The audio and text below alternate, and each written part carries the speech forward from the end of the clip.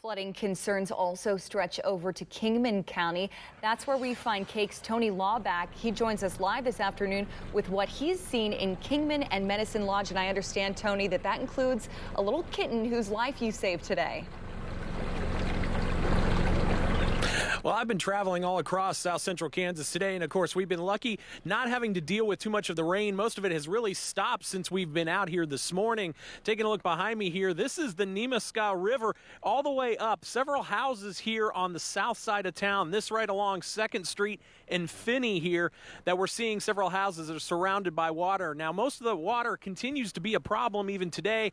Got a vehicle even driving off camera off here through some of the roadways here. Earlier today, though, some of the water was a little bit higher. Fortunately, though, it has receded a little bit, but there are problems all over town, including at the park, where the park has been closed because of all the water coming out of the river there, and a lot of the water really traveling quickly through a lot of these creeks and streams. So a lot of people taking a look outside here today. Certainly want to be aware if you get near these streams, they're fast-flowing waters. You don't want to get near them. And it's going to continue to be the case here as this water recedes. Now, out in Medicine Lodge earlier as well, they closed the city park because of all the water issues there. They've been having water creeping up into the park. They've closed several roads, including Washington Avenue on the north side of the park, which in parts was completely washed away. The gate going into the park there, it was nothing but rock and mud from where the road used to be there. So they're going to have to do some work out there. Now, again, fortunately, as I'm standing out here, it has been dry for the last couple hours, giving these waters a little bit of a chance to kind of calm down and hopefully begin their receding here as we move on later into the evening, especially as we get later into the week. Reporting live from Kingman, I'm meteorologist Tony Laubach for KAKE News on your side. Well, the water is coming right up to the doorsteps of some homes in Kingman County. KAKE meteorologist Tony Laubach has been assessing the situation there. He joins us live now with the latest. Hi, Tony. Well, guys, we've been fortunate here. The rain stopped several hours ago, and we were looking at water that was up to that picnic table there behind me earlier. The waters have significantly receded here in Kingman. Now, earlier, though, a different story with waters all throughout town being a big issue, especially on the south side of town near 2nd Avenue and Philly Street, where several homes were surrounded by flood waters. Now, those waters have receded a little bit, and those homeowners have started to make their way back into that area. Fortunately, no significant damage with those homes, but this is the second time in as many as 5 weeks as we've seen flooding there at those places. Now, flooding has been around the city here too, with the city park also closed down because of high water. That water too has started to recede, but the rivers in this area continue to remain high. Now, reports have been since the duration of this event that we've seen anywhere from 6 to upwards of 11 inches of rain here in Kingman County, which has certainly led to a lot of issues with many of the county roads flooded out as well. Emergency managers concerned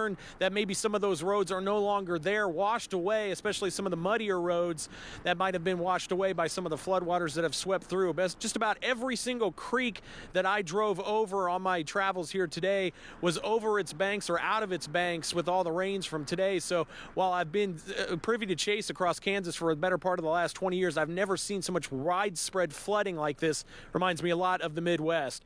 Reporting from Kingman, I'm meteorologist Tony Laubach, KAKE News on your... And in Kingman County, it was the emergency manager himself who got into a little trouble in the floodwaters. His truck got stuck in the mud in a flooded driveway. A bulldozer had to be called in to help pull the truck out of the muddy water. Days of heavy rain leads to flooding in parts of KAKE-land. Yeah, several areas there being affected heavily with some of the worst flooding that people are expecting in about a decade. We do have team coverage this morning monitoring it for all of us here. KAKE's Tony Laubach right now in Rice County, where those road closures are in place. We'll start with Tony before we head to Annette. Tony, good morning to you. Good morning, Shane. Yeah, I'm about 3 miles north of Sterling here on K14, K96. They've got the road closed here. There's flooding a little bit just north of here. They're diverting traffic onto Avenue T, which is, again, about 2.5, 3 miles north of Sterling. They've got some of the crews out here, I guess, working to clear the road closure here. But this was a report that we received this morning. Again, this is north of Sterling College. I'd say about a mile and and a half north of where Sterling College is here in town. This is one of several road closures, obviously, up here.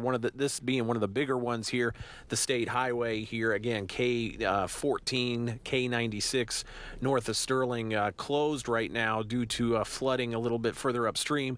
Coming through Sterling, again, kind of working my way between Hutch and Sterling this morning. Crossed over the Arkansas River a couple of times. A lot of field flooding. A lot of these side streets very much still inundated with water, even if it's not near a river or a tributary of sorts. Just a lot of field flooding overflowing onto some of these roads. So dealing with some of those closures here, not just on the county roads, but on the main highway as well. Reporting from Rice County, I'm meteorologist Tony Laubach, KAKE News on your side. Tony, you're in Sedgwick. What are you seeing out there? Well, I've been running around most of the morning here, and the areas around Sedgwick still kind of complicated to get around. I have yet to actually make it into town. Coming up from the Halstead area behind me, you can see a white minivan that is in the ditch, likely a result of some of the issues trying to drive through these waters yesterday. The water here a lot higher than it was now. I've even noticed a lot of the debris on the road from where those part of it was just completely inundated. And of course, driving through the waters, as we tell people over and over again, turn around, do not drown. That van behind me there, not heeding that warning, probably did not see where the road was and ended up in the ditch. This was one of several vehicles I've actually seen that have been inundated in parts of the rural areas just around Sedgwick, mainly to the west and north of town. So a lot of it still dealing with a lot of the road closures here. Emma Creek Road to the north of here still closed and impassable, and the road behind me here, 109th Street here just off of Ridge Road, also closed. Most vehicles coming through here are heeding the warning, which we tell people over and over again: turn around, do not drown. That's not something cute we say, that is something we literally mean. So if you see roads like this, certainly best to find another way around, as I've been trying to do most of the morning. Reporting live from Sedgwick, I'm meteorologist Tony Laubach, KAKE News on your side. It's Tony Laubach continuing our team coverage this morning. Tony, give us the update about where you are. Well, I'm currently in Halstead right now, standing right in front of the floodgates here on the north side of town. Fortunately, remaining open as the water levels haven't reached the levels needed for them to close this. Now, just on the other side, the city park there, completely inundated there. Not very many places you can go. And I've been out and about most of the morning. Was up a little bit further to the west of here near the town of Sterling. K14 closed at 4 o'clock this morning due to water over the roadways up there. It's one of the bigger closures that we've seen so far this morning, at least in this part over toward Rice County. KDOT crews telling me that the issues there stemmed from some of the water that came out of the drainage ditches there earlier, only letting some of the traffic through. The road was closed at 4 a.m. this morning due to high water going completely across the road, covering the highway from the ethanol plant to the golf course. It's flowing in through the ditches, and just the creeks have been bringing it in, and we're still rising currently. And they've been telling me that a lot of that issue is just stemming from a lot of the fields that are overflowing into some of these roads. That's been an issue I've seen a lot this morning. So KDOT crews certainly out and about all over the place, not only dealing with the streams and creeks, but just the overflow from some of the fields out here. Shane? Well, Tony, before we let you go here, I've got a quick question for you, because this is also not just reporting on some of the inconveniences, but also it turned into a rescue effort, as far as what I understand from your point of view. Can you talk about that? Well, yesterday, of course, I was out and about, and I was in Kingman, and one of the areas I was shooting, I'd gotten out of the car, and I heard screaming meows from a cat that at first I didn't see. Once I started setting up, I actually saw him. He was over by a fence. She was over by a fence, kind of on an island surrounded by floodwaters. And of course, between me and the cat was probably about a 6-foot wide gap of water, which was only, ankle deep, maybe a little bit more than that. But that poor cat was terrified out of its mind. So I bravely took the 5 steps across the water to go retrieve this poor little cat.